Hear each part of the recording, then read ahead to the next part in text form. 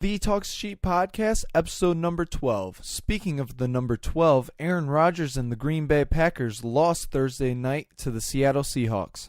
Could this be their playoff chances disappearing before their eyes? There's more. NFC East fate is hanging in the balance after the Cowboys defeat the defending champion Philadelphia Eagles. Former Cowboy Des Bryant suffers a torn Achilles and won't get a chance to play football in New Orleans.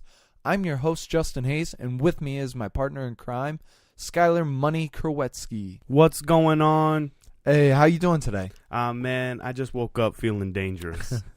Good to hear. For anyone who doesn't know, that's what Baker Mayfield said on the sideline during the game against Atlanta. He also said it during the press conference. But, yeah, they come up with a W again. Yeah, 28-16. They're getting them wins. That's what? Getting them wins, them ties. That's two more than in the past 3 years. It's good news. That's good news. Yeah, they're turning it around. Hey, you have anything to take away from that game? The score is 28-16. Baker and Nick Chubb looked good. Yeah.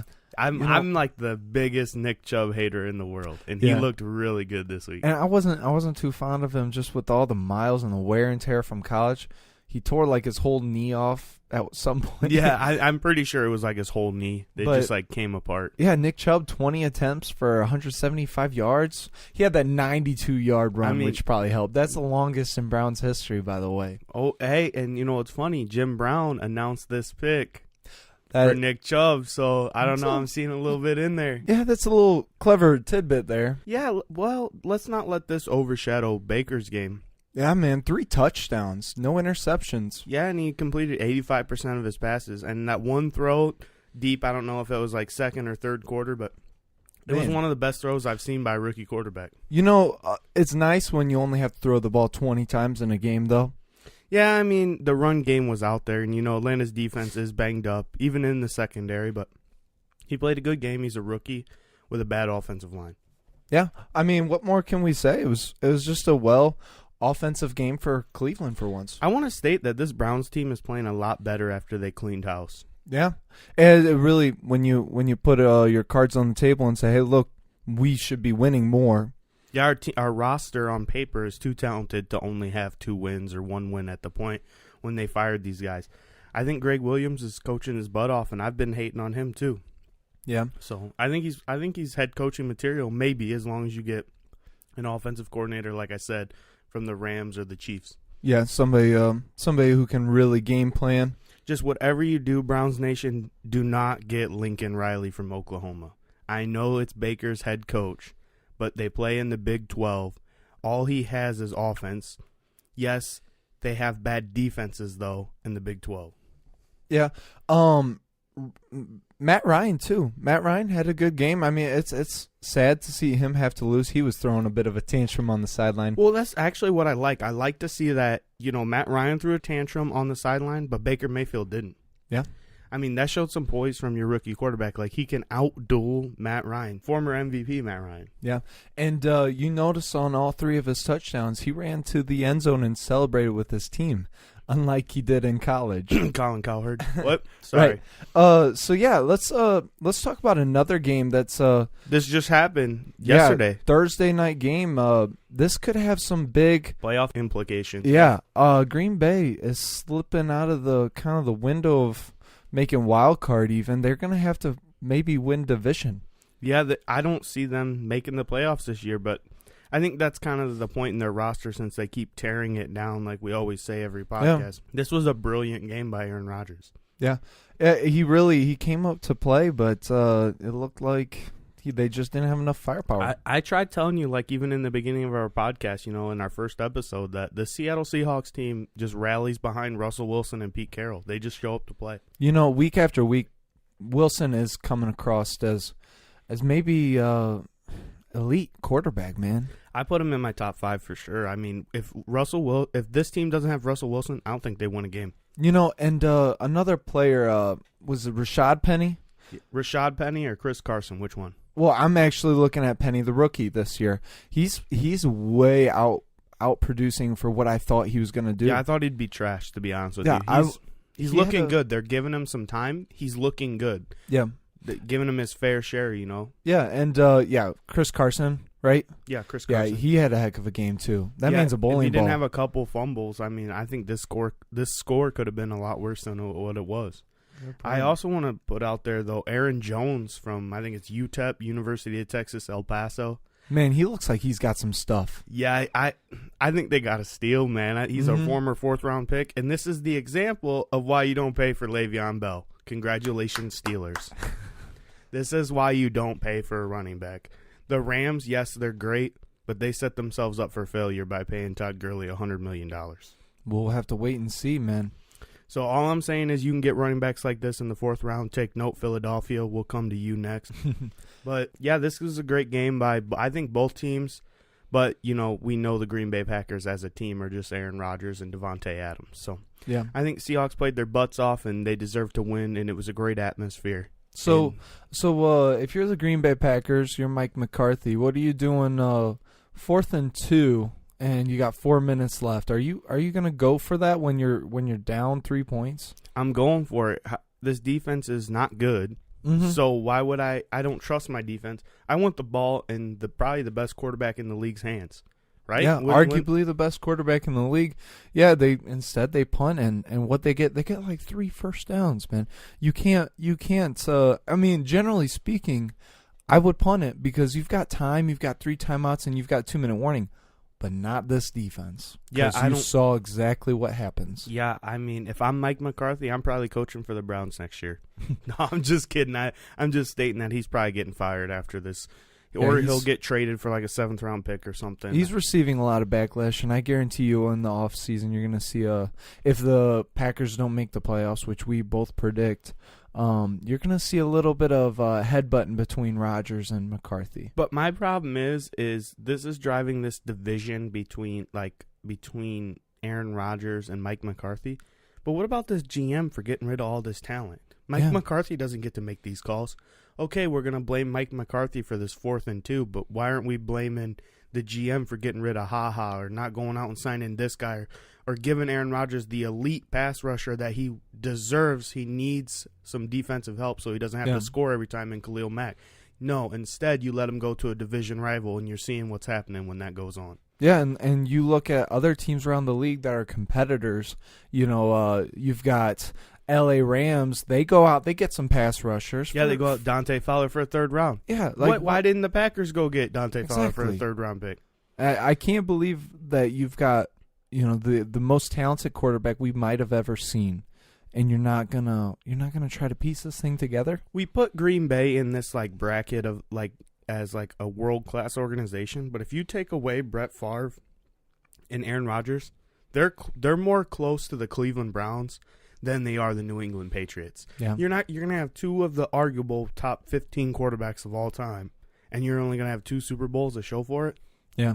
I mean, then the old-time history with Bart Starr, I mean, yeah, you had that period. That's what I'm saying. The Browns were good back then, too, but now they're nothing. You know what I'm saying? I mean, they're up and coming, the Browns are, but I'm just saying these guys are more close to the Cleveland Browns than they are the New England Patriots, and because they have Aaron Rodgers, we overlook that.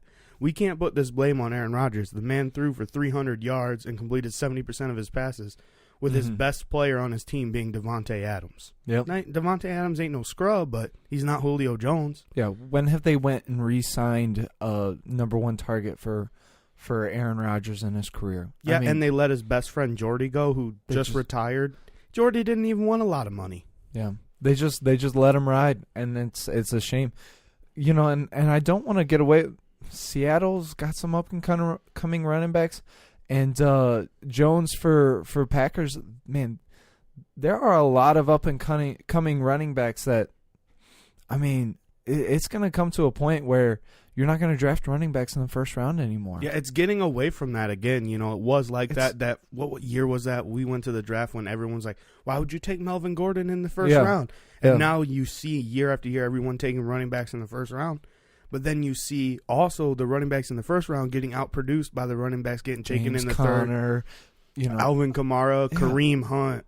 Yeah, you get them all the time now, and you start to wonder, do you even pay running backs or do you just draft them? Yeah, I mean, it's really, you can get the same. We got an undrafted rookie, Josh Adams from Philadelphia. He's he's doing all right. He doesn't look too bad. To me, he's just as good as, Jay Ajayi, because Jay Ajayi's injury prone. I'm not saying as talented, but I mean, give him the workload. Just valuable, and just keep going. Just keep pounding, and that's really their only job in our offense. So moving on to that, let's go on to the Dallas Cowboys and Philadelphia Eagles game. It was a little rough one for me, but I've come to terms with it, man. I really have. Yeah, I mean, I already canceled my trip to Mexico. I'm buying Super Bowl tickets, man. I'm ready to go. No, what I saw is the same thing I've seen all year on offense. But what I'm happy about is what I saw on defense, man. Yeah, that defense looks good. Whew. Chris Richard is paying dividends, and so is Leighton Vander Esch. Yep. Hey, I like that. Leighton Vander Esch, NFC Defensive Player of the Week, man. That's the first time we've had a rookie get that since 2010. And, I think Leighton Vander Esch might be your sneaky candidate for Defensive Rookie of the Year. I think he's getting overlooked because of Bradley Chubb and people like that. He doesn't get the interception, but he does get interceptions. Well, he got one on Carson. Well, exactly. I don't even know what Carson was doing. We'll get to that here. Yeah, it looked like he was more so throwing off with his head to another receiver and then just made a timed throw and didn't see the 6'7" behemoth. Yeah, with the big neck roll. Yeah, so... But on offense, man, same thing I see every week, except for this week we were able to run with Zeke, obviously. Zeke was a monster this week. But, Dak had a solid game. He had a lot of yards, but I noticed in the red zone things start to slow down. And windows get a little tighter. Yeah, and basically what I'm seeing and what I'm judging him so hard on is when things start to collapse in that pocket and you see him roll out. Oh, my goodness, I'm pulling hair out because one time he almost let a fumble get away from him. He luckily picked it up, threw it away. I can't tell you how many times he rolled out of the pocket and either threw it away or just got crushed. He doesn't step, Michael Bennett. Oh, yeah, he picked him up and threw him down. But what I like to see out of my franchise quarterbacks is not somebody who's terrified to stand there, but somebody who's confident enough to step into it. Step in, deliver that throw. It's like he's not even looking at his receivers. He's not confident in his arm ability. Well, what I've noticed again, we keep talking about this. Look at this target share. I mean, I know, we'll get to us, but our secondary is destroyed. But Amari Cooper had literally double the targets of everybody else. I mean, I see Zeke is on at there, 7, but that don't really count. That's like some, dink and dunks, but. When in doubt, throw it to Amari Cooper is what I'm getting out of it. Dak is just relying on that safety blanket. Amari Cooper's paying off. He's good. Yeah, he's good. Well. We can see that he's good. But as you can see, Dak is just like, I got a talented receiver. I better just give him the ball. Yeah, and it worries me. But a lot of those targets are throwing away. He always trusts his number one receiver to kind of play defense on a poor throw or something, or just like a throw out of bounds type thing. I think what this offense is going to become, and you kind of saw that against Philadelphia, is that we're going to run the ball with Zeke and we're going to throw it to Amari Cooper. And we're going to just line up across from you. We're going to either run the ball. If we see Amari Cooper's got man coverage on the outside, we're going to throw it to Amari. If you're not packing the box, we're going to run it with Zeke. And this is just how our offense is going to be. Even if it is predictable, stop it. The Eagles couldn't. So yeah, I'm actually shocked that the Eagles let Zeke run. 19 attempts for 151 yards, man. That's exactly what I want to talk about. This team has zero accountability, as Jason Kelsey said. We hold ourselves to this Super Bowl standard, but we don't play like it. We were supposed to be ready for this Sunday night game in Philadelphia. We were supposed to seize the moment. Now, granted, I want to bring this up. We have 4 starters on IR. Yeah, we have 4 starters on IR, and we have 3 out of our 4 cornerbacks were hurt last game. I mean, we had our rookie free safety playing corner. Yeah, there were names out there I've never heard of. I'm not gonna lie. Yeah, we couldn't. We had to play cover 3. There's nothing that we could have done. So I mean, it does put pressure on your defensive line where they had to play every snap because. Yeah. Actually, one name from the Eagles that I did see a lot though that I knew who he was. Man, I'm starting to crush on Zach Ertz. He's a killer tight end. Yeah, I don't mean to draw away from what you were talking about, but. Hey, this guy, he looks familiar. He looks like more athletic Jason Witten. Yeah, I love him, man. I mean, I at first when we drafted him, I was kind of against it way back when, but he's panning out well, and he's kind of Carson's favorite target. 16 targets, 14 receptions. He catches. He dropped a pass a couple weeks ago that cost us a game, but until then, he went 600 catches without one drop. Wow. So, I mean, the dude catches the ball, and that's what you need in your tight end. That's literally on that 4th and 7, I think it was. We threw it for 6 yards. I mean, that was Carson's fault for even throwing it there. But did you see he got hit while he was catching it and held on? Yeah. If he wouldn't have bobbled the ball at all, because, like, let's say you hit him after he touched the ground, that would have been a first down. I'm not hating on, making no bad calls or nothing like that. It was a good call. I'm just saying if he wouldn't have bobbled it at all, that was a first down, and that could have possibly, changed the course of this game, maybe overtime or something like that. All I really want to take out of this game is that we have no run game. Our offensive line, we were banged up on the offensive line as well. I thought we were getting healthy. We had some setbacks in practice. And like you said, Adams doesn't look bad, but he doesn't. I mean, he's Jay Ajayi at his best type of thing. Yeah, Jay Ajayi at his best. Normal, just a regular old running back. Yeah. It is worse. I'm just stating, you can get production even undrafted. Exactly. My also problem with this, though, is that we had to throw the ball 44 times. I mean, you can't ask your star quarterback to throw the ball 44 times and not get zero running back production. I'm saying from anyone. Nobody stepped up on our team except for Zach Ertz and Carson Wentz. Yeah. So I also want to bring up one more topic with the Philadelphia Eagles. What was the point in trading a 3rd-round pick for Golden Tate if he's only going to play 28% of the snaps? Man, I feel you. I got Golden Tate in both my fantasy leagues, and I wanted to trade him right away, but I was like, Cowboy killer. Maybe they'll get him creative, and I saw in the beginning. Yeah, but then after that, we're just like, we won't even play him. Yeah, what are you doing? I mean, I know that he was expected to have a smaller role, but I figured I kind of had some confidence that the Eagles would do more with him. At least have him out there. I mean, at least have him out there. You know? Just give him the ball. That's all they had to do. Just give him the ball, see what he can do. He's one of the best wide receivers after catch. Yeah, we designed plays for him, and we ran it for the first quarter. After that, we were just like, don't even matter. So I think this game's also on Doug Peterson a little bit. I think the loss of Frank Wright and John DeFilippo was bigger than I anticipated because I think those guys, made Doug Peterson a little even-keeled, you know what I'm saying? Like, he's had a couple questionable, calls lately because he hasn't had that offensive coordinator to be like, nah, maybe we shouldn't call that, Doug. Let's go with another play call. And he just hasn't had that, so. I'm really starting to like this risky Jason Garrett business that's going on 4th down. Ever since he got smack talked from not going for it, and I don't know, week 2 or something, a long time ago, but he's been going for it a lot. That 4th and 2, that direct snap on punt to Jeff Heath. Yeah, to Jeff Heath. Oh, man. That takes some cojones. The last time the Cowboys ran a fake punt, you guys won the football game, so I knew as soon as you ran a fake punt, you were winning again. Hey. That's just some weird Skyler, superstition going on, but it worked because I knew that you guys were going to win the game when you guys made that fake punt. Yeah. I knew it. I just felt it. Yeah, we used to actually run the football from the punter, which was crazy. But this time we actually saw a direct snap to our safety / backup kicker. Hey, and it's now running. Do it all. Do it all, man. He's earning that roster spot. Yeah. But moving on to another team in the division, I think we covered the Eagles-Philadelphia game as much as we could. Or the Eagles Scout, as much as we could. Let's move on to the Washington Redskins game. Yeah, on paper it looks like a one-sided affair, but if you actually look at the stats, there's some interesting things here. Yeah, Fitzmagic outdueled Alex Smith completely.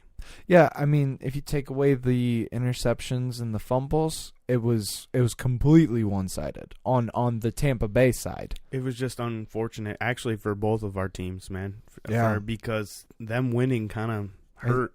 It's gonna put it in a uphill situation. Like, you kind of cannibalized us. And by cannibalizing us, we have the same record now. We're still two games back. Yeah. I don't know if we can catch. I mean, all Washington has to do, I think, is win 3 more games out of the remaining 6.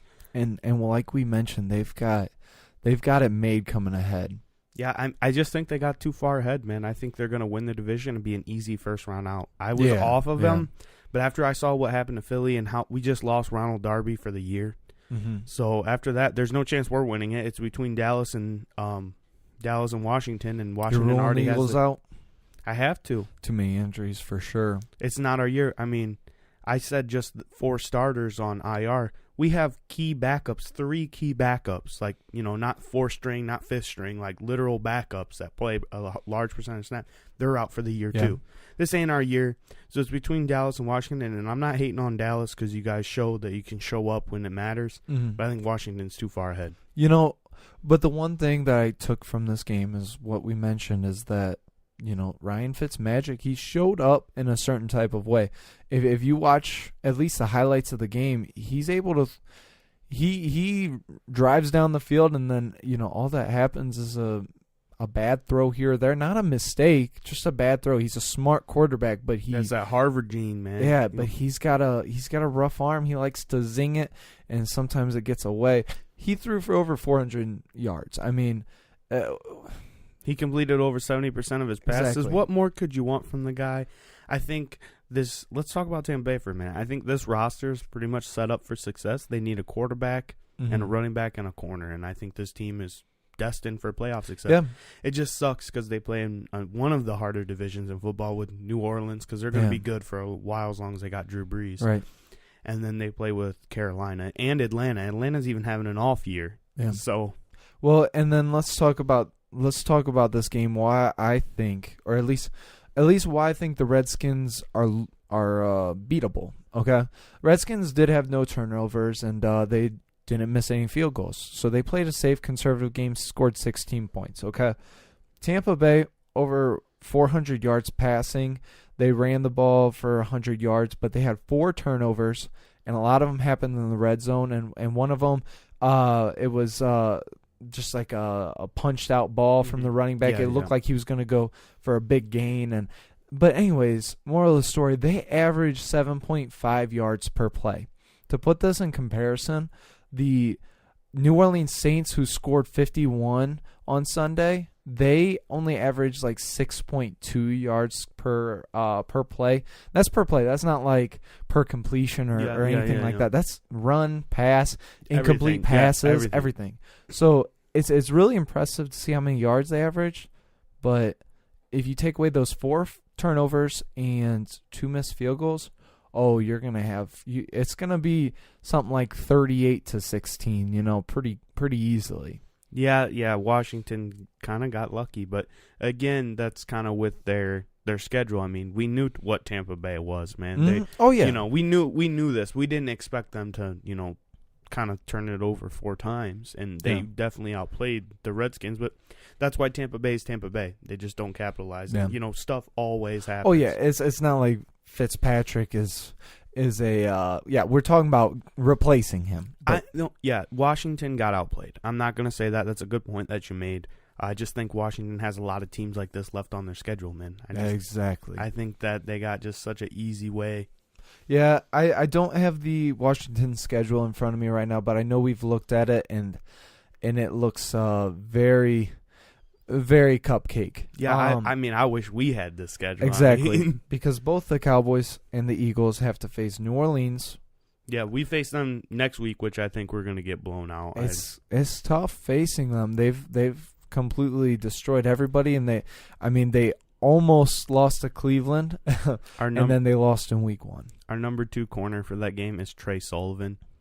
He's a undrafted, some guy somewhere, practice squad player that plays safety, but we're going to have to play him at corner, so it's going to be rough. Yeah, it's going to be rough. So start all your New Orleans players this week. Yeah, and one sad thing is about the Dez Bryant tearing his Achilles. Man, that's sad for me, for real. Yeah, I was really rooting for the guy. I was wearing his jersey all week almost, and to see that happens and in practice and not to be able to see him again catching touchdowns from a talented quarterback, I would have loved watching that game. It was neat to see everybody throwing up the X for him. Even in Dallas, there was Jalen Smith. Yeah, Jalen Smith threw up the X. Yeah, it was really cool. But it seemed like the league was rooting for his comeback. Right. Yeah, and we won't get to see that this year at least. Yeah, I think he returns though. I think New Orleans is gonna bring him back. They're desperate for that number 2 anyway. Yeah, he said he's hungry. He's hungry to come back. His surgery was a huge success. So. Hungry dogs run faster, man. Right. I just don't know if they run faster after Achilles surgery. Yeah. But, oh well, stuff happens. So back to the schedule thing. We both have New Orleans. We have them at home. Do you guys have them? You guys have them on the road. Yeah, we play them in the Superdome. Yeah, so the Eagles have it pretty rough here because they got to go to New Orleans and they got to go to L.A. and face the Rams. Yep, I'm going to count both as automatic L's. Yeah. 0 chance. Doesn't matter. If they come around and beat New Orleans this week, I mean, if they beat New Orleans next week, I'm going to buy those Super Bowl tickets off you. Right? Hey, we'll have to see because New Orleans is a good team, man. I think this is the best roster Drew Brees has had. And I remember him going to the Super Bowl with, like, Marquise Colston. And Michael Thomas is everything Marquise Colston isn't. Like, in a good type of way. In a good type of way. Yeah. Yeah, so the Cowboys, though, they play at Atlanta this week. And, Atlanta got beat by the Browns, so I'm saying we should be able to win. However, I mean, Matt Ryan was pretty ticked off at losing to Cleveland. I'm thinking he might come back with a little bit of fire. But the Cowboys' defense playing this good. Yeah, they're playing really well. I think that's actually your sneaky game of the week for real. I mean, it's a 1 o'clock kickoff, but I think that's like your sneaky because both teams are fighting for anything. Yeah, and it's only 1 o'clock, I'm pretty sure, because we play Thanksgiving, so they need a early game. Yeah, because I think they're traveling.